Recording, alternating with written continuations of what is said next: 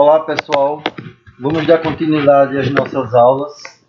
Aula de Filosofia, capítulo 3, assunto Trabalho e Lazer, primeira série do ensino médio. O que é trabalho?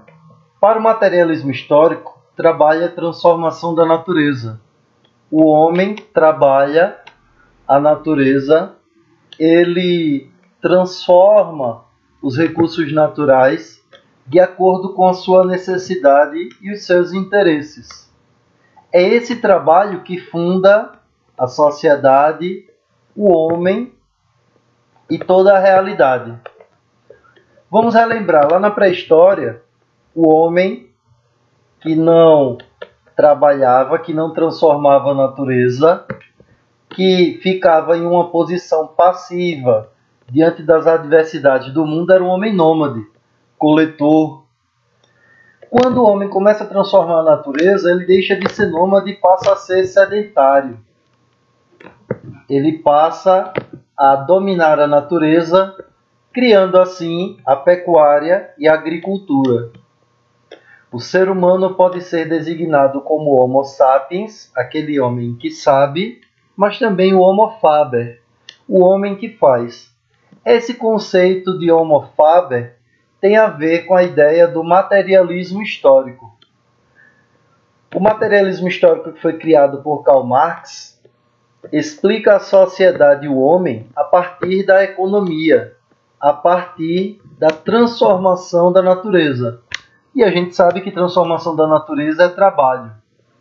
O trabalho modifica a natureza para sobreviver, satisfazer as aspirações e realizar os projetos humanos. A posição ereta do corpo liberou as mãos humanas, transformando-as em instrumento de ação sobre o mundo. Após o homem deixar de ser um quadrúpede e assumir a posição de bípede, ele passou a utilizar as suas mãos como ferramentas de transformação, que são a objetivação das suas vontades, dos seus desejos e dos seus pensamentos. Após esse momento crucial, observaram-se 3 etapas do desenvolvimento da técnica: utensílio, martelo, arado e outras ferramentas, a máquina, armazenamento de energia e a automação, que são as máquinas pensantes. Ou seja, os braços e as mãos, as ferramentas humanas, passaram por um processo histórico de aperfeiçoamento. Trabalho e humanização. O trabalho é a condição de humanização por meio da qual o ser humano constrói sua subjetividade, relaciona-se com os demais e transforma o mundo em que vive. Ao mesmo tempo que o homem transforma a natureza, ele acaba transformando a si próprio, porque ele transforma a natureza e vive nessa natureza modificada, transformada, que é a sociedade civil. Então o homem muda a natureza, constrói a sociedade, vive nessa sociedade e acaba construindo a si próprio. Na história da humanidade, porém, estabeleceu-se a divisão entre os que mandam e os que obedecem. Essa é a primeira divisão social do trabalho. Trabalho intelectual, aqueles que mandam, e o trabalho braçal, manual, aqueles que obedecem. Lá na pré-história, os que mandam são os mais velhos, são aqueles que têm mais experiência e que podem projetar aquilo que vai ser feito, planejar. Os que obedecem são os mais novos, aqueles que possuem força, vigor físico, mas não possuem experiência. Para pensadores como Rousseau, essa dicotomia não existia em sociedades tribais, sendo fruto da invenção da propriedade privada, que trouxe uma desigual apropriação dos frutos do trabalho. Rousseau estabelece que a propriedade privada é aquela que vai fundar a desigualdade social. Quando alguém passou cercado em uma terra e disse que isso era meu, ele criou na sociedade 2 classes, a dos proprietários e a dos não proprietários. Em algumas sociedades, como na Grécia Antiga, a divisão do trabalho seguia o critério da educação. O trabalho braçal era exclusivo dos escravos e considerado inferior ao trabalho intelectual. Vamos lembrar daquela divisão que Platão faz no livro A República. Os alma de ouro eram os reis filósofos, porque eles possuíam a razão. Os alma de prata são os guerreiros, porque possuem coragem. E os alma de bronze são aqueles que nem possuem a razão e nem possuem a coragem, vão fazer o trabalho braçal. Essa é uma divisão social que perdura até hoje, privilegiando o trabalho intelectual, racional, em detrimento do trabalho manual. Teorias da modernidade. Na passagem da Idade Média para a Idade Moderna, surge uma nova concepção de trabalho que decorre da ascensão da burguesia, originada dos servos libertos. Se a gente está falando de servo, a gente vai lembrar que essa liberdade veio dos servos que assim eram encontrados na Idade Média. Lembrem que os servos do feudo estavam presos ao feudo. O trabalho era coletivo, o trabalho daquela pessoa dependia do feudo do senhor feudal e de outros servos. Na Idade Moderna, vai haver uma mudança. Vai haver uma coisa chamada divisão social do trabalho. Esse conceito é do sociólogo francês Émile Durkheim. Ele vai dizer que com o advento da Revolução Industrial, vão surgir duas classes sociais. Burguesia, dona dos meios de produção, e proletários, donos da força de trabalho. Nesse período, desenvolveram-se as atividades mercantis e manufatureiras, de modo que a riqueza passou a significar a posse do dinheiro. Vamos lembrar da obra do Max Weber, A Ética Protestante e o Espírito do Capitalismo, onde ele vai falar, entre outras coisas, que o capitalismo só se desenvolveu ou se desenvolveu com mais velocidade em países que eram protestantes por conta da cultura. Países que eram católicos, tradicionalmente católicos, o capitalismo existiu, mas de forma atrasada. Por quê? Nos países protestantes, o trabalho era visto como edificação do reino de Deus. E o lucro do trabalho, o dinheiro, era bem-vindo. Nos países católicos, o trabalho é visto como um fardo, como uma punição. E o lucro era proibido. Vamos lembrar que a igreja proibia a usura. Enquanto na Idade Média predominava o saber contemplativo, na modernidade desenvolve-se o ideal prometeico, o ideal de Prometeu, de dominação da natureza pela técnica. Vamos lembrar o mito de Prometeu, aquele que roubou o fogo dos deuses e devolveu aos homens.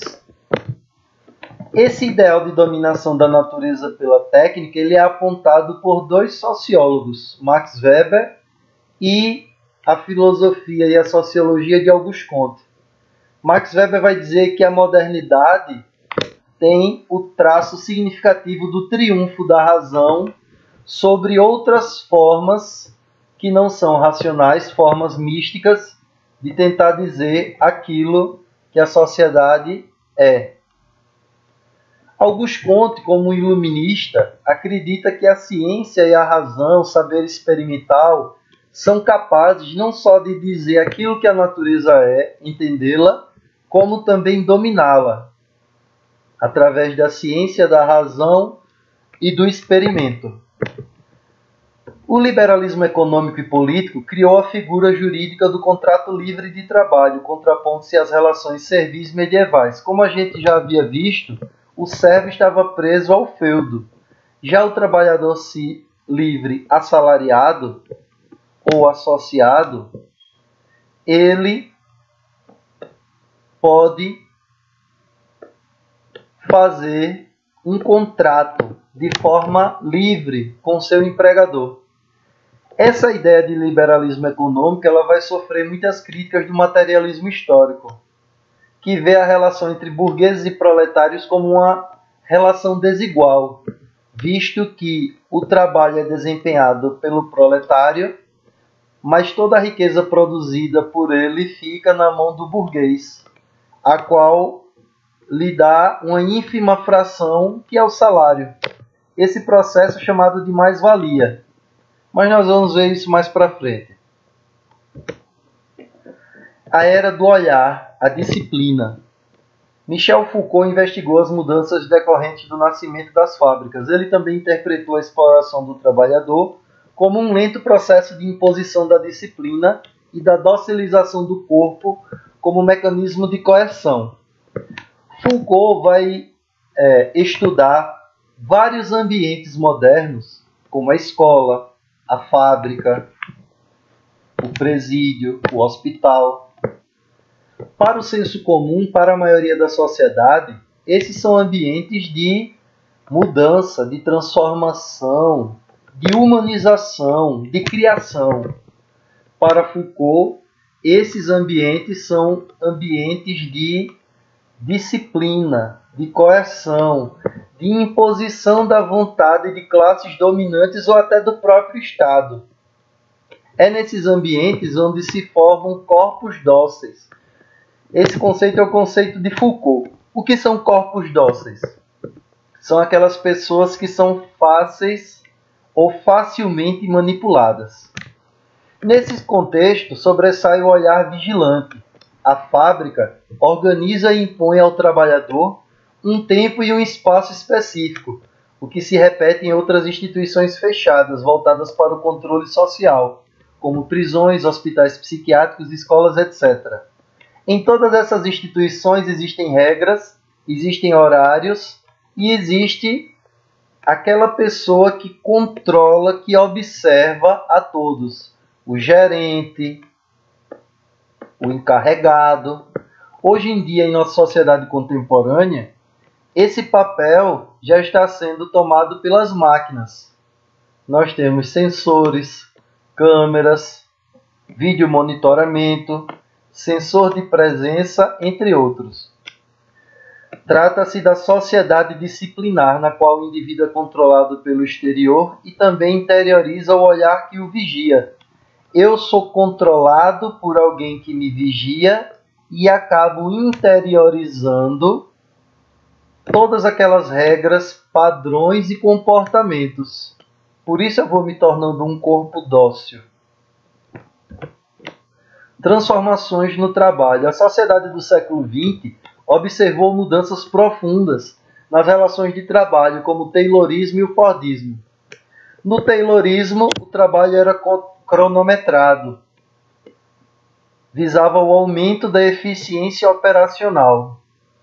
Tudo deveria sair de acordo com um padrão pré-estabelecido e essas marcas deveriam ser cada vez mais diminuídas. No Fordismo, existe a ideia do modelo de produção, da linha de montagem.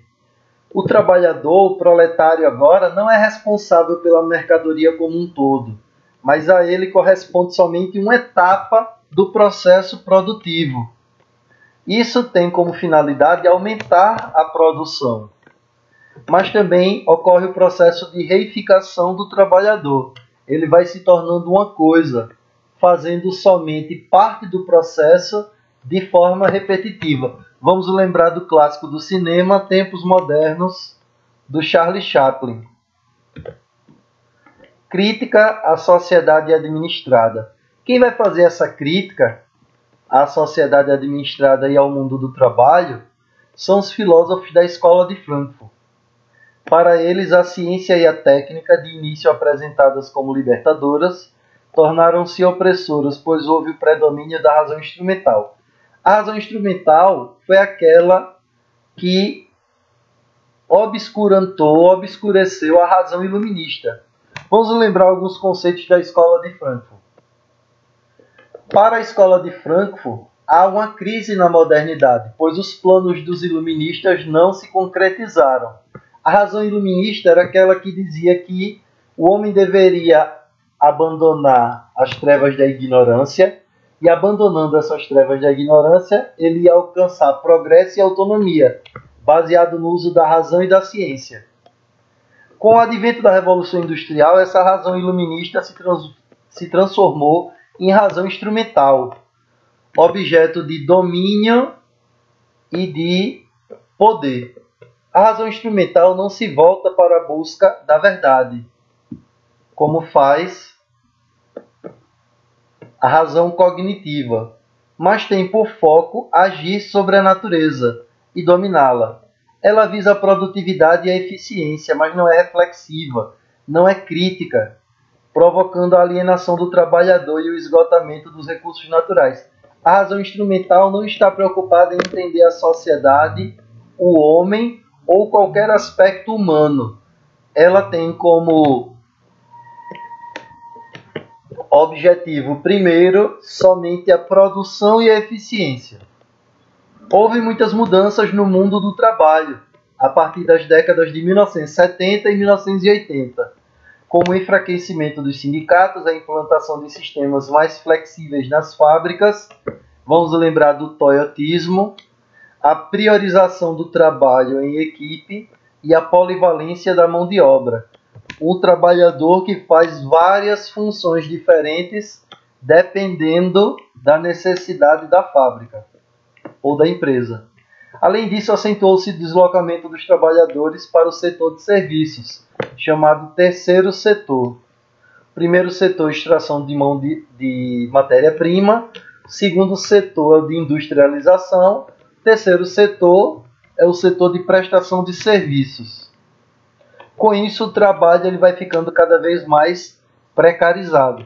Hoje em dia, na nossa sociedade contemporânea, nós temos o teletrabalho, que é algo que enfraquece os limites da vigilância sobre os excessos nessa relação de trabalho entre burguês e proletário. Uma civilização do lazer. O que é lazer? O lazer foi criado pela sociedade industrial e caracteriza-se como um contraponto explícito ao período de trabalho. É o resultado da luta contra extensas jornadas de trabalho. O lazer é uma conquista de lutas sociais. Quando nós falamos em lazer, nós percebemos que é uma antítese ao trabalho. Tempo livre, é isso que o senso comum nos traz de informação.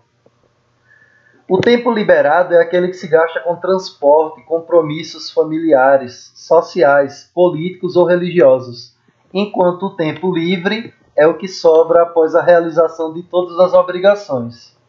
No tempo livre se desenvolve o lazer.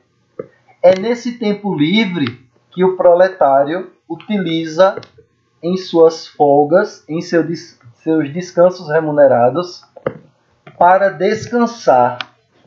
E existe a ideia de que nesse tempo livre ele possui liberdade, ele pode deliberar sobre o que ele vai fazer da sua vida. Mas vamos nos lembrar que nas análises da escola de Frankfurt, essa liberdade ela está atrelada ao capitalismo. Será que o trabalhador no seu tempo livre realmente tem liberdade para ser quem ele é, para fazer o que quer fazer, descansar da forma como bem entende, ou ele está atrelado às amarras da sociedade de consumo?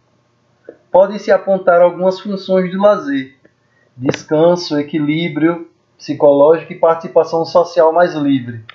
O lazer, porém, encontra alguns obstáculos para se efetivar: opções ilimitadas de divertimento, falta de infraestrutura pública que ofereça espaços de lazer aos cidadãos, precarização dos trabalhos que implica perda de benefícios antes conquistados. Vamos parar para pensar.